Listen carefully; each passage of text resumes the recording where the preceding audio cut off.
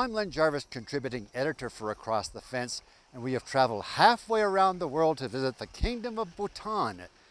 We are here to witness a sacred festival called the Techu and to visit schools that have been a part of a cultural exchange with schools in Grand Isle County back in Vermont for more than 15 years. It's going to be quite an adventure, and we are happy you can join us for this once-in-a-lifetime experience. The first question that I'm usually asked is, where is Bhutan? Well, it borders India to the south and China to the north, separated by the majestic Himalaya mountains. Bhutan has a population of some 740,000 people, and its capital city is Thimphu. But we arrived in Paro, as it is the only major airport in the country with just one runway that is only accessible on clear days. Happy to be on terra firma are my traveling companions, Katya Wilcox, president of Island Arts, and the video editor for our show today, Marco Ayala. We were met by Pema Tenzi and Tashi Dema, hosts for our visit. Pema is a road engineer with the Ministry of Human Settlement, and Tashi is a reporter for Bhutan's national newspaper, and we bonded immediately. To go with a hot tea were homemade snacks of fried corn and chips made with flour and a variety of spices, all very good. While in Paro, we stopped to see Khenpo Phuntsok Tashi, director of the National Museum of Bhutan. His visit to Vermont set the wheels in motion for the Youth Art Exchange. I asked him about memories of his visit some 15 years ago. I enjoy very much the young kids. They are very full of life and very honest and very straightforward, because I have not seen before American children how they are really open-minded. But so there's very much a common, it's not totally different things, only the different landscape, geography, but they all are aiming to be smart, happy, educated. So this is how you can really bring together this kind of education, build up, becoming sort of like what I call knowledgeable, enlightened, educated sort of people. Our home base while here would be its capital city, Thimphu, about 30 miles away, but because of steep mountain roads, it seemed more. And there is always construction as Bhutan tries to keep up with its growing tourism business. But when you see things like this, you realize they have a long way to go. Can you imagine what their backs must feel like at the end of the day? We were happy to finally arrive at the entrance to Thimphu City, and to the right you see the sign, "Long live our king." Kaiser Namgyel Wangchuck is the 5th and current reigning king of the Kingdom of Bhutan. He attended Phillips Academy and Wheaton College, both in Massachusetts. We stayed at the Yedzin Guest House. It's close to city center with nice rooms and friendly staff. Hello, welcome sir. With some 80,000 people, Thimphu is a very laid-back city despite being the political and economic center for the country. When you see happy, well-fed dogs snoozing on the street, you know things must be good. There are no stoplights, and traffic management is left to white-gloved officers who direct the orderly flow of vehicles.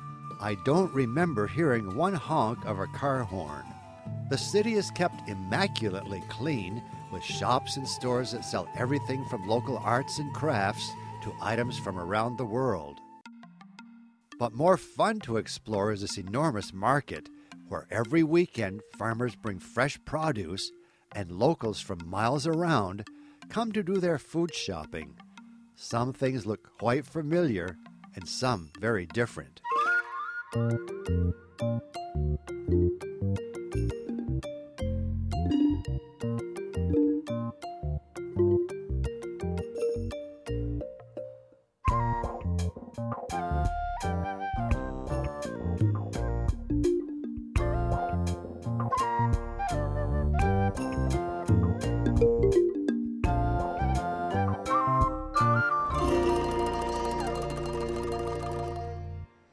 Perhaps one of the reasons for such tranquility and happiness is that Lord Buddha is their spiritual leader.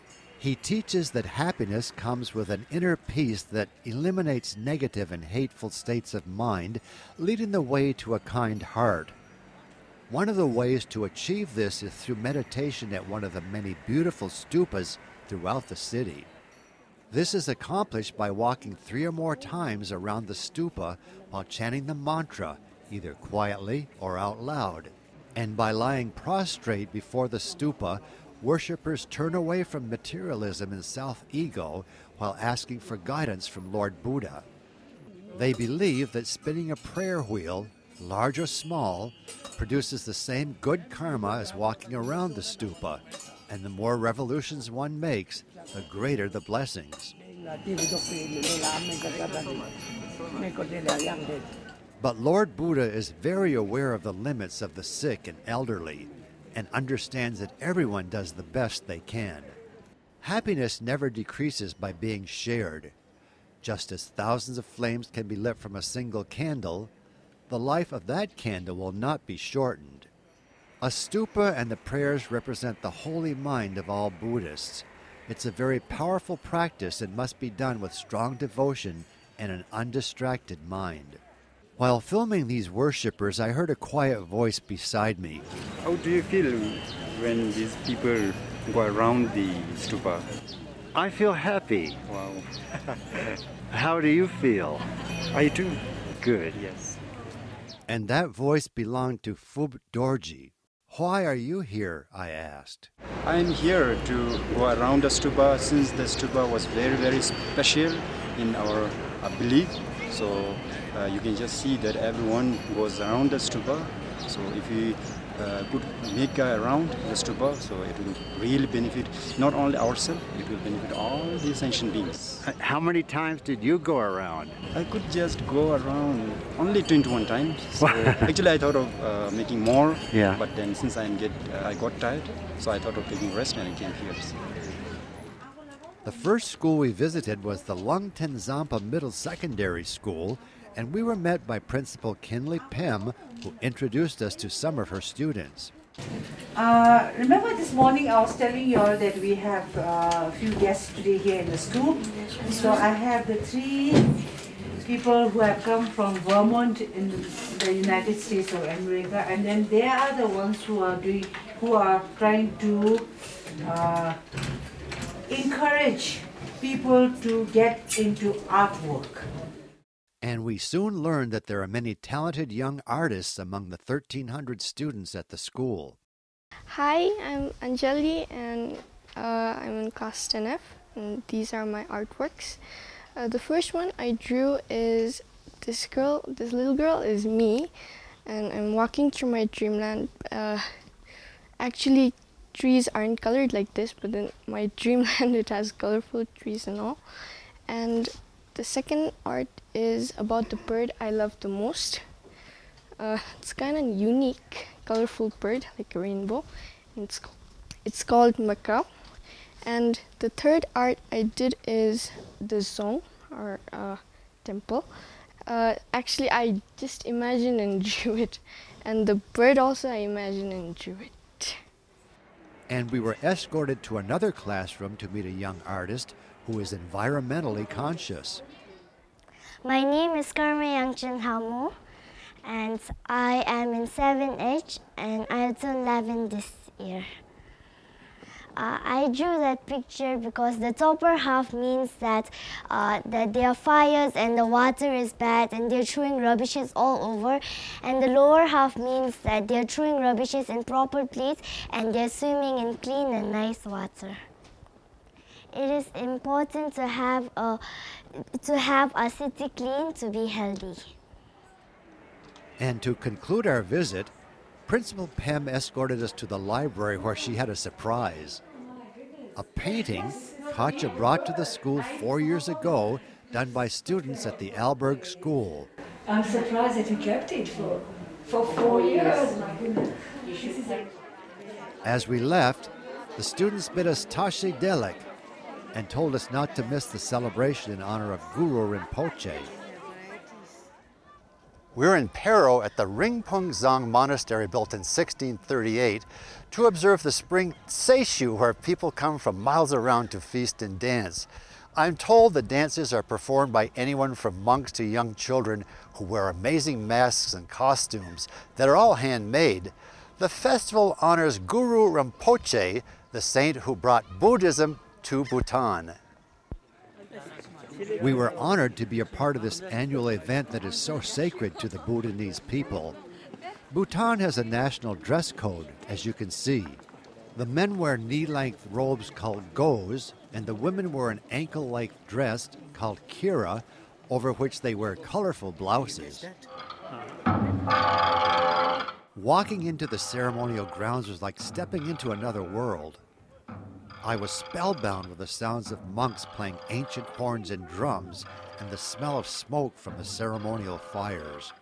This is the Black Hat Dance, where the performers assume the role of yogis with the power to subdue and create life.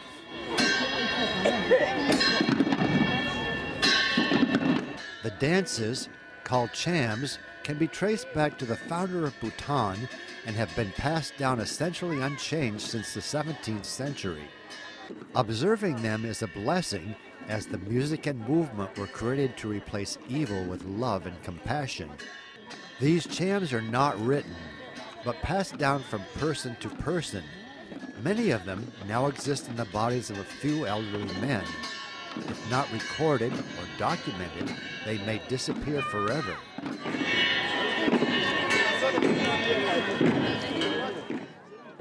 This dance pays tribute to the warriors who defended Bhutan from invasions by Tibetan troops many centuries ago.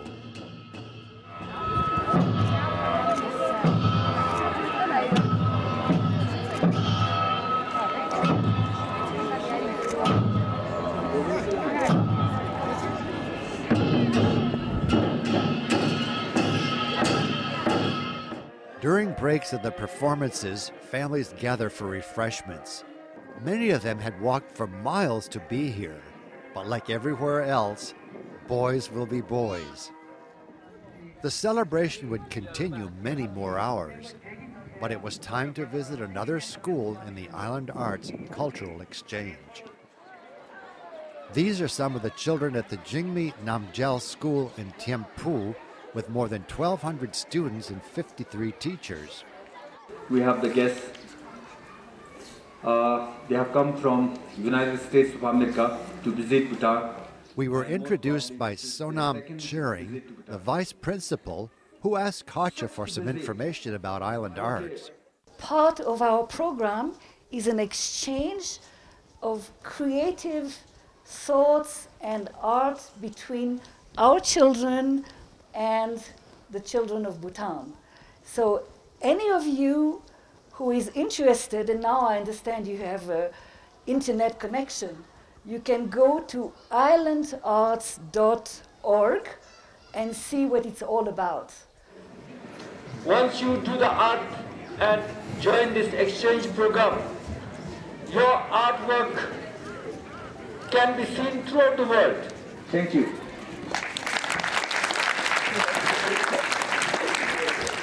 And then, in the art class, we had the great pleasure of handing out paintings and drawings done by students back in Grand Isle County. This is some of the art we bring you, and I'm going to give it to your teacher for the art club. And then we have so much. beautiful Art. If you like to do artwork. Painting? Oh, good. Very good.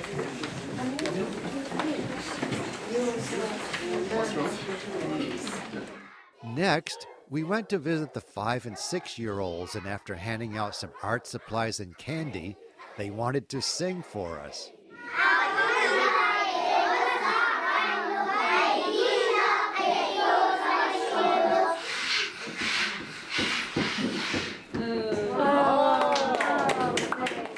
The children were all anxious to send artwork back to Vermont, and for that, we were honored and grateful. Would you like to have this as a gift? Thank you. Thank you very much. Let the friendship be long-lasting. And as we left, the Bhutan Island Arts connection was made even stronger with these friendship bands placed around our wrists by Mrs. Basnett and Vice Principal Tshering. On our way back to the hotel, we made a couple of quick stops. The first to see the national animal of Bhutan, the takin. It is only found in this part of the world, and they have adapted to survive the bitter cold winters of the high Himalayas. A thick outer coat is grown to keep out the chill, which they shed in the summer, and this takin is ready for it to go. And that big nose contains large sinus cavities to warm up the air before it is inhaled into the lungs. Takin babies are much darker than adults to give them protection from predators. Usually very playful, they were quite subdued today. Certain to draw many visitors to Bhutan is the construction of the gigantic Buddha Dordendra statue, being built in bronze and gilded in gold. Upon completion, it will be one of the largest Buddha statues in the world at 169 feet and the most expensive at $47 million plus. The statue will hold more than 100,000 smaller statues with the names of sponsors who donated funds for this project that was prophesied centuries ago to bestow blessings, peace, and happiness on the whole world. Throughout the history of Bhutan, the bow and arrow were an important means of survival for food and from attacks by ancient enemies. Archery was declared the national sport in 1971, and the country maintains an Olympic archery team. Every village has a field for the sport, and competitions are held during holidays and on special occasions, and our visit was considered such. The event was organized by Kado, a former colonel in the Bhutanese military who helped bring Bhutanese archers to the Champlain Islands more than 15 years ago. The day began with an offering to the deities. Okay, cheers. Cheers. Cheers. Every competition begins with prayers and jubilation for the safety of the archers and spirit of healthy competition. Bhutanese archery teams number 13 players, and choosing members is a boisterous and competitive event, with each captain trying to outdo the other by promising special prizes and awards to entice the best archers to their team. The skill required is considerable, as the distance to the target is 476 feet, so far away that I could barely see it. The small targets are cut from wood with a brightly painted bullseye, called a carré, and the first team to score 25 points wins.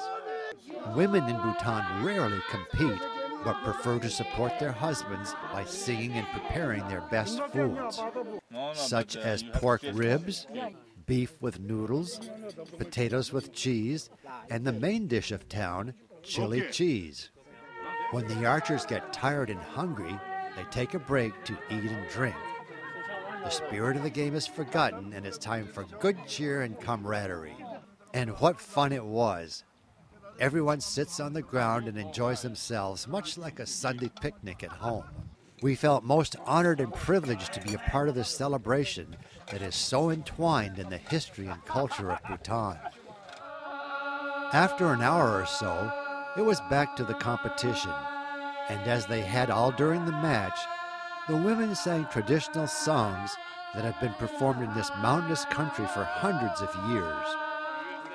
We loved the children, the next generation, and wondered what impact the arrival of television and the internet will have on their future and the Kingdom of Bhutan.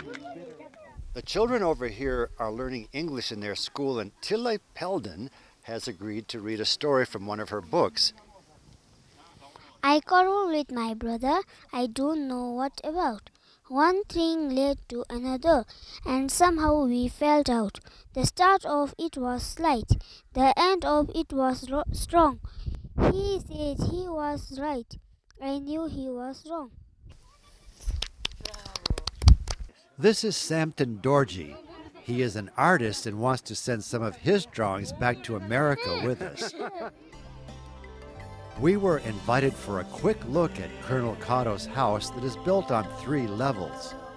All cooking is done on ground level using a wood fire, while just outside children play badminton and kittens frolic. And from the upper level, there's a nice view of the fertile land where wheat and barley are grown, and surprisingly rice, thanks to water supplied by snowmelt from the Himalayas. Also, there's a small herd of cattle that supplies milk and meat for the extended family that lives here. It was almost dark when the game concluded and the winning team celebrated with a victory song and dance. What an unforgettable day with the people in this mountain town.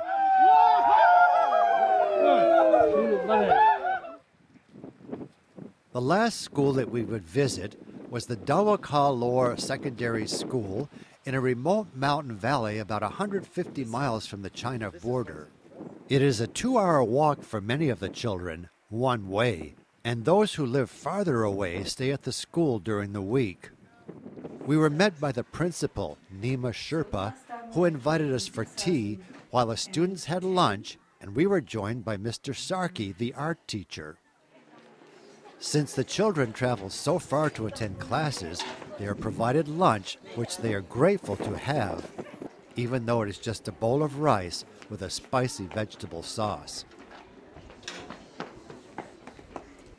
The cook wanted to show us the storage room where the rice and potatoes are kept, but he was most proud of the new pressure cooker the school had purchased to replace the old wood stove, making his job so much easier. Things are very basic here, but the children are happy with their bowl of rice. The boys sit on one side of the room and the girls on the other. After lunch, the students headed back to their classrooms, and our first stop was the pre-primary class. This is the pre-primary class, the lowest grade, the youngest ones. And they wanted to sing for us.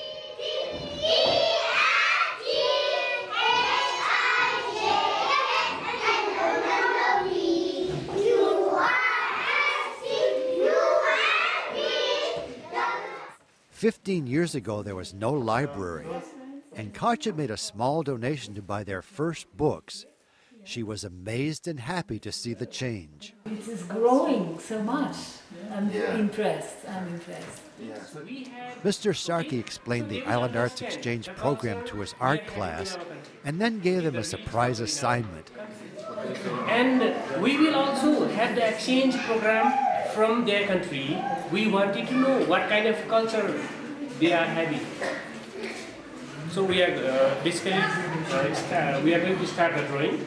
Okay, you can start about our culture, tradition, whatever you know. Did you understand? Yes, sir. Okay, you can start. We'll check back with them later. Mr. Sarki also teaches music, and 3 of his students sang while he played the hammered dulcimer.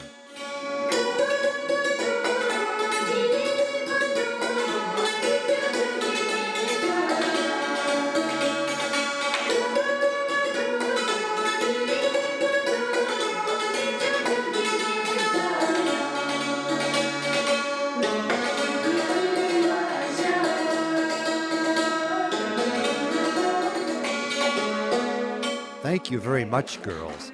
Very nice. When we checked back with the young artists, they were making good progress and had more than 25 drawings ready for us by the time we left. They don't waste time at the Dawaka school. And this speaks volumes about the students here.